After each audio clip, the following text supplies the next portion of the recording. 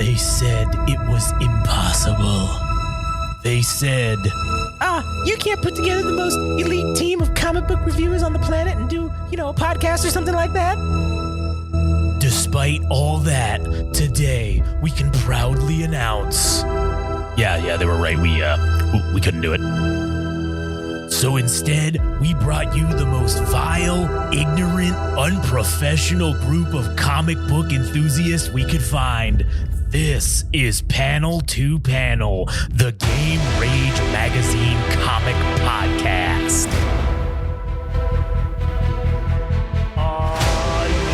Here we are back again, panel to panel, for another episode. We already finished the Darth Vader Down little crossover mini event. So now we're picking back up where that left off with Darth Vader at Darth Vader number 16. But before we get into it, if you want to hear more and hear all of our other stuff, you can go to Game Rage Magazine on YouTube, where we are desperately in need of your fucking subscriptions and subscribers. We need 19 more subscribers. Come on, just fucking do it already. You're our only hope. You are our only hope. Oh, that's good to use on the Star Wars podcast. Well, speaking of which, we're going to talk about this in a more broad sense, but in maybe in relation to the overarching whole storylines of Star Wars on the Game Rage Star Wars podcast. So check that out. That should be out. That'll be out at the same time this is. So that's just fucking great for you guys. Just loads of content. Goddamn, we're so good to our fans. Well, the ones that aren't bots or fucking crawlers or whatever, but like we're so good to them. We're also good to the haters. That's true. We're good to the haters. We give them something to hate. Indeed. If you want to follow us on Instagram and TikTok, Game Rage Magazine, Twitter/X Game Rage Mag. Follow Adam at All Gas No Trash Official and go check out the All Gas No Trash podcast. Also, if you like anime and manga, you can check out Anime Syndicate, and you can follow Frank on Instagram at anime_syndicate_podcast. All right, Darth Vader, number 16. All right. I wasn't sure if we brought it up in the whole episode. Yeah, we might not have. Because I feel like that was kind of a... Oh, wait, before we get into it, I got to read the crawl, all right? But this is prior to... true. Yeah, it's true. All right, go ahead. I feel like we failed to mention that Commander Carbon was a sore point for Vader, because he was the one that set up the whole thing for Vader to potentially get killed by the Rebel Alliance on this planet, Vogravas. And they end up fighting. Yeah. And Vader whoops his ass. Yeah. And Vader kills him dead. So that's leading into this issue. So just in case we forgot to mention it's worth mentioning. Yeah, that piece of shit Carbon's now dead. The Mon Calamari fucking poverty Grievous. The Mon Calamari version of General Grievous is dead. But here we are, Book 3, Part 1. Now, the Shu Torin War, as read as how 000 sounds in our fucking minds, basically. It is a time of rebuilding for the Empire. After the Death Star's destruction, Darth Vader, the Emperor's chief enforcer, struggled to keep his place after he was seemingly put in a rivalry with the cybernetically enhanced operatives of a cyborg specialist named Silo. Vader was sent to the all-rich planet Shu Torin to bring its leadership in line. After assassinating the ruling family and installing its youngest daughter as queen, Vader promised worse for the planet should it not fall in line. Soon after, one of Silo's agents, a cyborg Mon Calamari named General Carbon, laid a trap for Vader, setting the Dark Lord against the rebel fleet with no backup. Vader survived and made Carbon pay for his deceptions, but in doing so, his secret ally, Dr. Aphra, was captured by the rebels. Fuck my life. It already said everything that we... Yeah. I forgot that. It says that, yeah. So basically, we open up with Vader having a meeting with Palpatine. He's just like, oh, hey, I heard you've been looking for this fucking guy. Here he is. Just puts the pieces of him fucking down on a chair. Dead. And he's like, are these lightsaber wounds? And he's like, yeah, pretty much. And so Palpatine's like, yes. Yeah, you are bringing my faith back into you, Lord Vader. And so then he basically tells him, like, hey, I need you to go to Shu Torin. You need to fucking handle this problem. These motherfuckers are getting out of line. You need to do something about this. So he's like, all right, here we go. Also, apparently... Grand General Tag wants Silo to be involved with this this issue at Shu Torin with Vader. I gotta say, I don't find the Silo shit all that. It's whack. I don't like. I gotta be honest. I really don't like clone shit. I feel like that's kind of a jumping the shark kind of moment where when you incorporate time travel and all that shit, or fucking clones, dude, in anything, you kind of lose me. And especially with these poverty Jedi / Sith twins, I don't feel it. And you also can't.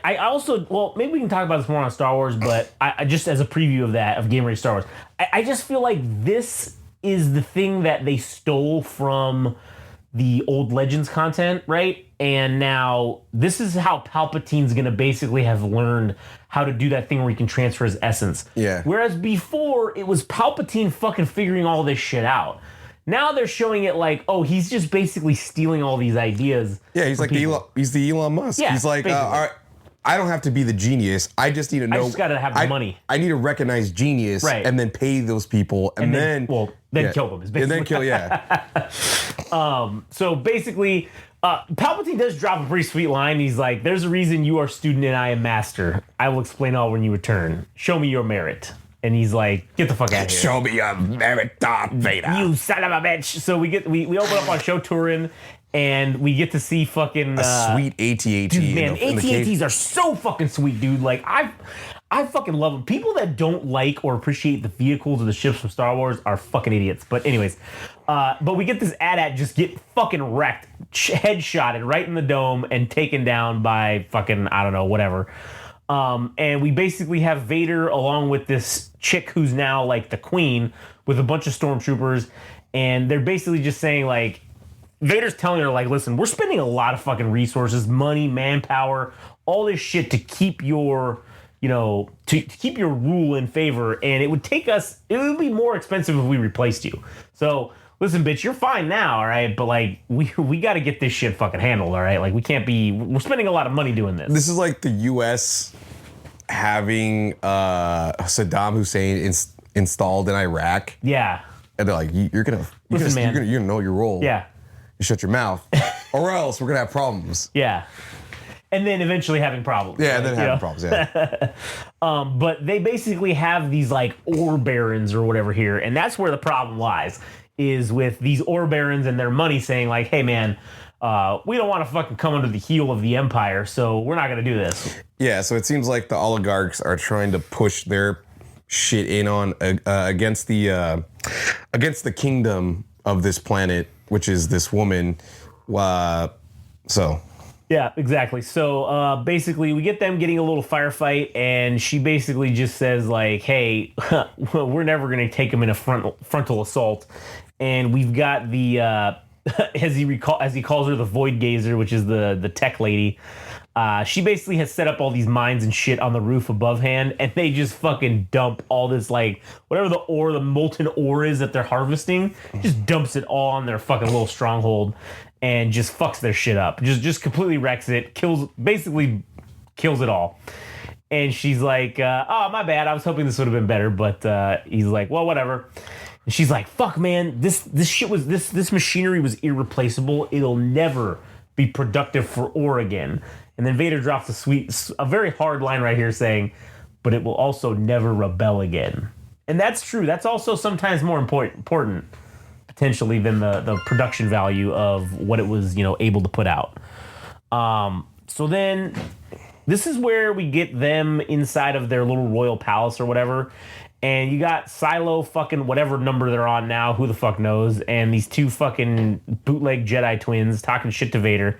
And this is where this was kind of weird for me because I got a little PTSD from this. I'm sure Vader has fucking Padme PTSD, but whoever is flanking, I don't know if it's a guard or what this is, whoever's flanking this chick who's the queen, she's basically wearing something that is very similar to Padme's episode 1 like queen, like her full regalia fucking outfit. It's very similar, and granted, it's only similar in the headdress when it's at the angle that it's at, because it looks like it's got that fan shit that she had on there, but it doesn't. But it's just the way it's drawn. It's very interesting. It's very strange. And it's also kind of weird why, knowing that these people have whatever, I don't know, this similar dress to, and also kind of a similar society to the Naboo. In reality, it seems like, where there's a queen that is, I don't know, fucking put into play or whatever. basically, Vader goes on to say, like, hey, we're going to fuck this shit up. We need... We need to repeat the lesson that they all learned today. And she's like, man, you'd fucking blow all this shit up again. He's like, bitch, whatever it takes. Like, that's how this fucking shit is fought. And this chick kind of chastises Vader a little bit and saying that this is her kingdom. And then Vader says, well, all you need to do is obey me. That's what you need to do. And she's just like, ah, fuck. So you can see the seeds of her rebellion fucking starting now. And she says, we're not finished yet. I'm queen here. And he says, yeah, you are. But remember who made you the fucking queen? It was me. And he basically just tells her to fuck off, right? Well, he says something along the lines of, you are queen, but behind the doors, you know who the real master is. Like, yeah. Right. And she says, hey, let's make a deal.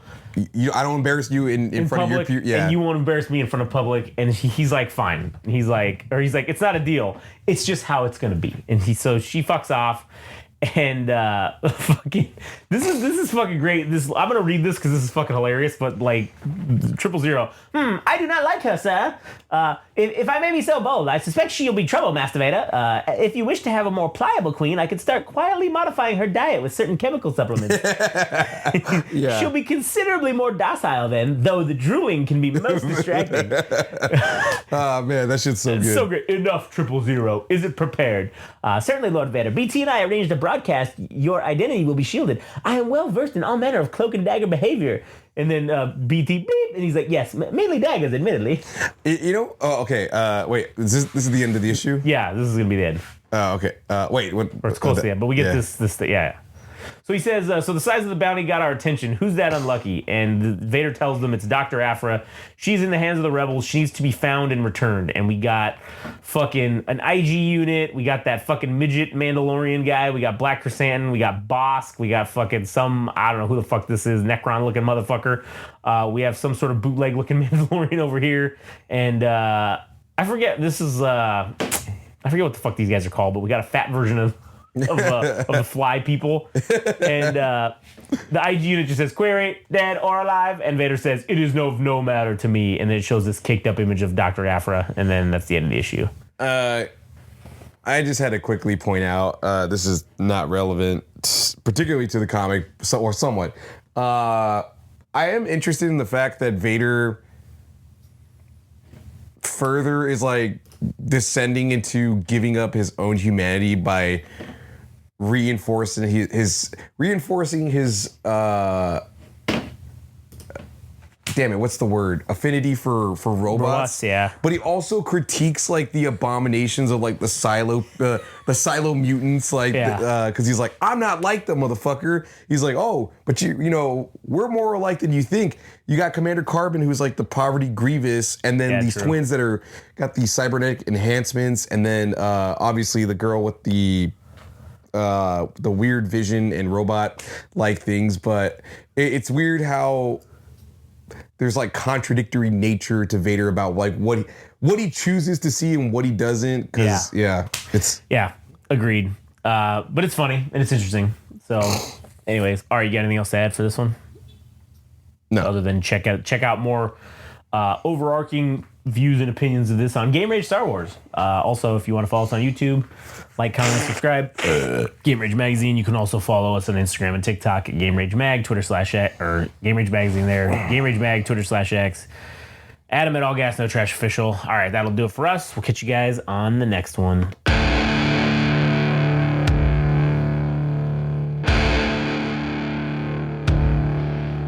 That was Panel to Panel, the Game Rage Magazine comic book podcast. Thanks for listening. If you want to know more and follow along, go to Instagram and TikTok. Follow at Game Rage Magazine. If you want to follow on Twitter /X at Game Rage Mag. Tune in next time.